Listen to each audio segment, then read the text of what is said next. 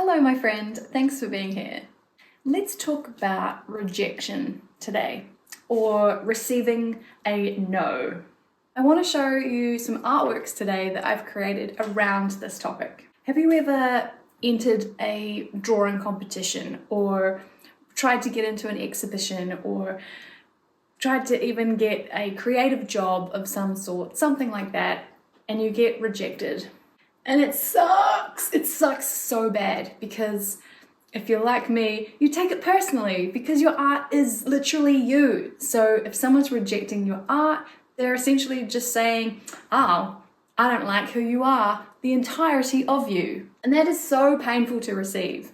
But what I have learned is that a no doesn't necessarily mean that any of that narrative is true.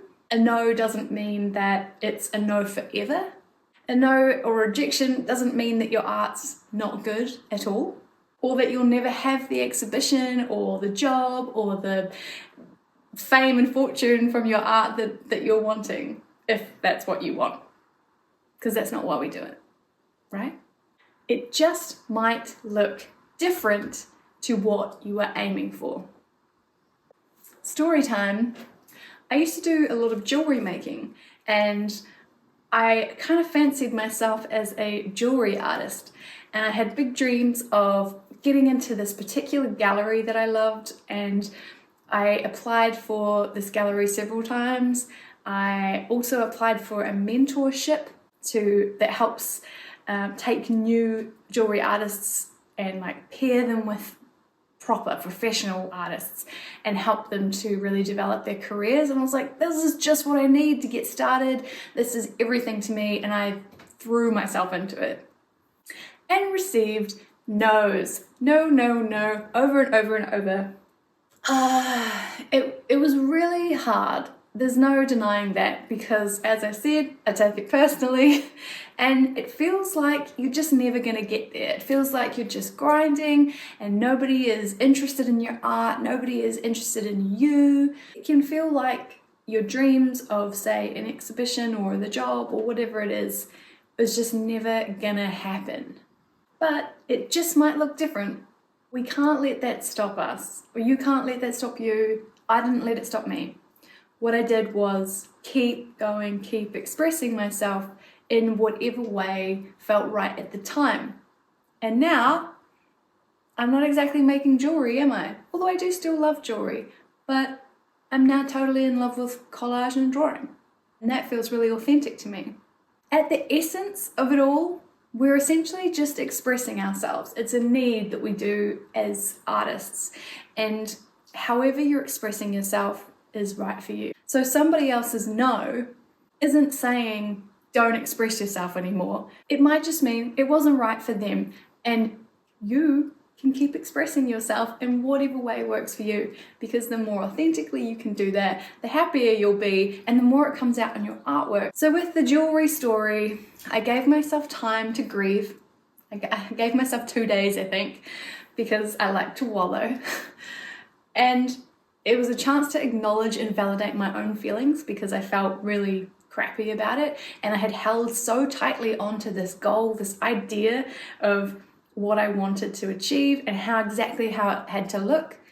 And then after that time of grieving, I was able to have a new form of clarity, a new way of thinking that actually, okay, well, what do I want to do now? What does this look like for me now? I didn't stop creating. And bear in mind, this was a few years ago now, so I've had a lot of time to kind of experiment and express myself in lots of different ways and find a way that works for me. But a couple of years down the track, it could look completely different. So let's look at some art that I've made in relation to this rejection topic that I think could be really helpful. First one is this artwork I made recently, where this is me sort of standing where I am in the present moment. I am here, and it's a bit gloomy, it's a bit dark and wintry, but I can see these sort of stepping stones into the future, and I want to get to here. I want to be here where it's beautiful and sunny and happy and colourful, but I don't know where to go. I can only really see 2 steps in front of me. I know there's more steps out here. It's really murky and hard to see, but I guess the essence of this was around me trying to trust that I don't need to be able to see all of the way.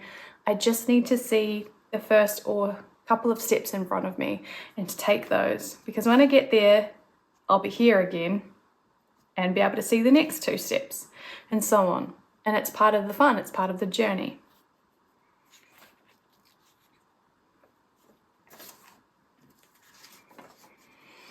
This is kind of what we've been discussing today, where I'm getting held onto this goal that has to be here.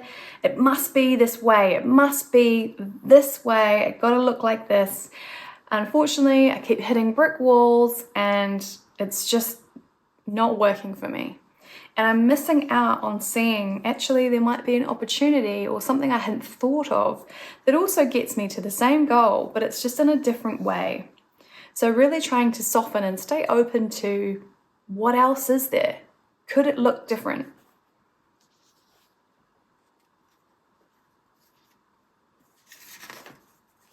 And this is really just about acknowledging that kind of grief period, or acknowledging the fact that a no and a rejection is hard and it sucks, and it's okay to allow yourself to feel those feelings, because any kind of setback like that really does hurt and you've got to do something with it. So make some art about it, put it somewhere, put those feelings somewhere to help you move through and to get to that next stage.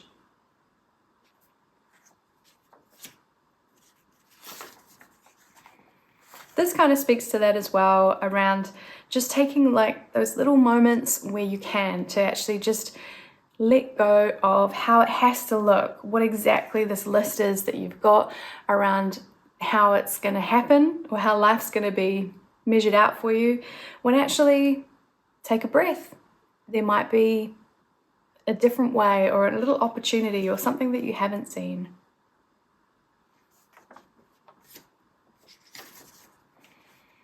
This one's kind of obvious, but staying open to that dream, staying open to the ultimate goal that you have, but what's behind that? What's the essence of the goal? It doesn't have to look exactly like it on the surface. You might still be able to get those, if it's feelings of recognition or affirmation or money or feelings of validation of being an artist, all of those kind of things that we've talked about before, being able to achieve those things in a different way. Because as we all know, life is a swing where we get those setbacks, but it does come back around and we do find those opportunities and we do get to bask in that sunshine again. But we know that it comes back again, where you'll get more rejections, you'll get more no's. I still do, but it doesn't have to mean the end of your art. It doesn't have to mean the end of the world, because there will be new things coming through. It's just about staying open to that and leaning into what actually is working. Where is the flow? What can you lean into right now instead of bashing up against that wall? Instead of going against the wall all the time, just take a step back and lean into the flow. Thank you for watching, my friend. It's so cool that you're here. Thank you for being here. I really hope that you can take away from this today how, if you're coming up against a brick wall over and over, to stop, take a pause and feel those feelings, validate it for yourself, but look around and see actually what is happening for you, what is flowing, what is working, and lean into that more, because you never know what opportunities they will lead to. How can you lean into the flow of your life more? It's fun. It's a discovery. Thank you for all of your likes, your comments, your subscribes. It's so awesome to hear all of these stories from around the world about how the videos are resonating with you. And if you're new, then please like and subscribe, because I just want to know if I'm adding even just a little bit of value to your life through these videos, and that really means the world to me. What are we gonna show today? Or that you'll never have the exhibition. Wow.